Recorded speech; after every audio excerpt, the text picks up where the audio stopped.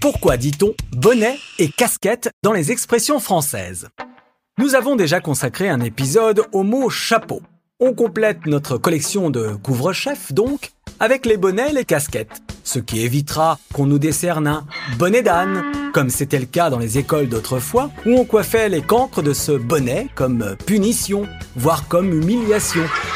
L'âne représentant la bêtise, ce qui est bien sûr totalement faux.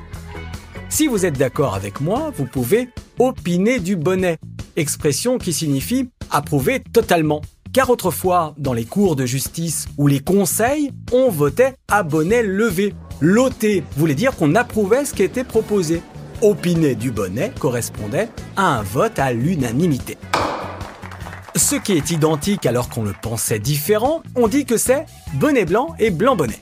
Une expression datant du XVIIIe siècle et qui était peu utilisée jusqu'en 1969, où Jacques Duclos, homme politique communiste, l'utilisa pour qualifier Georges Pompidou et Alain Poher. Des personnalités qu'on pourrait qualifier de gros bonnets, expression qui désigne les gens importants, élevés dans la société, les grands patrons par exemple, mais aussi les criminels à la tête d'une organisation mafieuse.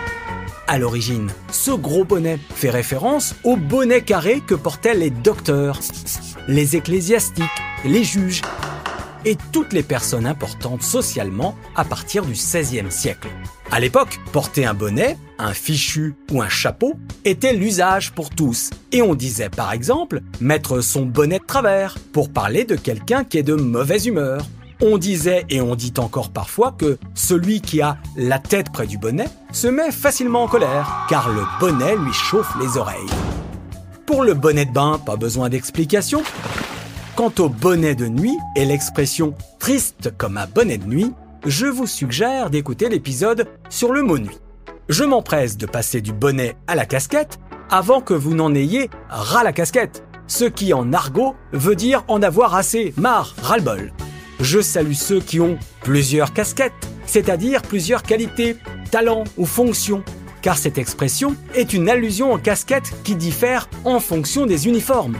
Une casquette correspond à une fonction, c'est pourquoi avoir plusieurs casquettes signifie que l'on peut endosser plusieurs rôles.